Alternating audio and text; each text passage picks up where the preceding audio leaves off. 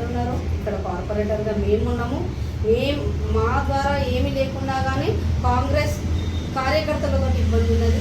అట్లనే ఇక్కడ సికింద్రాబాద్ నుంచి గెలిచి బీఆర్ఎస్లో గెలిచి డిప్యూటీ మేయర్గా తీసుకొని ఈరోజు కాంగ్రెస్లో చేరిన డిప్యూటీ మేయర్ గారు భర్త కూడా చాలా ఇబ్బంది పెట్టడం జరుగుతుంది. కాబట్టి ఎందుకు పబ్లిక్ని ఇబ్బంది పెట్టడం జరుగుతుంది? మీకు ఈరోజు పబ్లిక్ అందరూ ఓటేసి గెలిపించి వాళ్ళని ఇబ్బంది పెట్టాలని చెప్పిరా? డిప్యూటీ మేయర్ అంటే ఒక టైంలో పద్మరావు సార్ దగ్గరకు వచ్చి వాళ్ళని రిక్వెస్ట్ చేస్తే డిప్యూటీ మేయర్ ఇచ్చింది. సికింద్రాబాద్ ప్రజలను ఇబ్బంది పెట్టమని కాదు కదా, సికింద్రాబాదే కాక గత ఒక 10 రోజుల కింద ఉప్పల్లో జరిగిన విషయం మీకు తెలిసిన మీడియా మిత్రులందరికీ.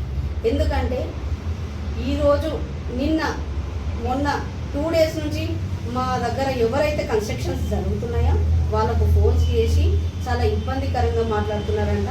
డిప్యూటీ మేయర్ వాళ్ళ పిఏ తుర్జా సింగ్ తుర్జారామన్ పేరు మా కూడా దగ్గర కొత్తగా వచ్చిరంట. కాబట్టి మరి కొత్తగా వచ్చిరా పిఏ, మరి వాళ్ళు పెట్టుకున్నారో తెలియదు.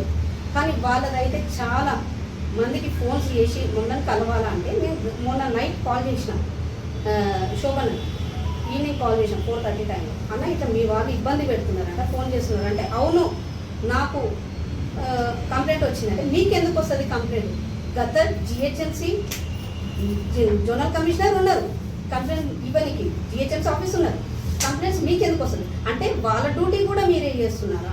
మీరు డిప్యూటీ మేయర్గా చేసినందుకు మీరు ప్రజలకు సాయం చేయాలా? ప్రజలు ఎన్నుకున్నారు మిమ్మల్ని, ప్రజలను ఇబ్బంది పెట్టడానికి కాకుండా పింఛను ఒకటి ఇచ్చేస్తున్నారు, ఒక గ్యాస్ అన్నారు, అది లేదు హామీ. మీరు ఏం చేసిరని 6 గ్యారెంటీలలో కనీసము కళ్యాణ లక్ష్మి ఇస్తున్నారు, దానికి బంగారం ఎక్కడ పోయింది అంటే డిప్యూటీ మేయర్గా అవన్నీ పట్టించుకుని మీకు తెలియదా? కనీసం ఎందుకు మా ప్రజల మీద ఇంత ఇబ్బంది పడుతున్నది? అది కాక టార్గెట్ కంపల్సరీ నన్నే పెట్టుకుందంట ఆమెకు నా మీద ఏంది పగనో నాకు తెలియదు. కాబట్టి మొన్న కౌన్సిలింగ్ మీటింగ్లో మేము కంపల్సరీగా అడిగినది ఒకటే క్వశ్చన్, మీరు 6 గ్యారెంటీలు ఇస్తాన్నారు ఏవి అని అడిగినాము.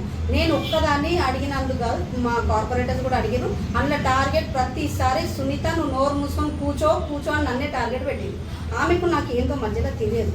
కానీ నేను ఆమె ఒకటే అంటే ఏమైనా నువ్వు పద్మరావు సార్ మనిషివి అంటే పద్మరావు సార్ మనిషి అంటే పద్మరావుని అందరికి చూసే టికెట్ ఇచ్చాడు, మీకు కూడా టికెట్ ఇచ్చిండు. వేరే వాళ్ళకి ఎవరికి వెళ్ళి సరే కేటీఆర్ అని ఇచ్చిండా, కేసీఆర్ అని ఇచ్చినా, మరి కేసీఆర్ సార్ ఇచ్చిండా, మరి వాళ్ళకెందుకు మోసం చేసినాం?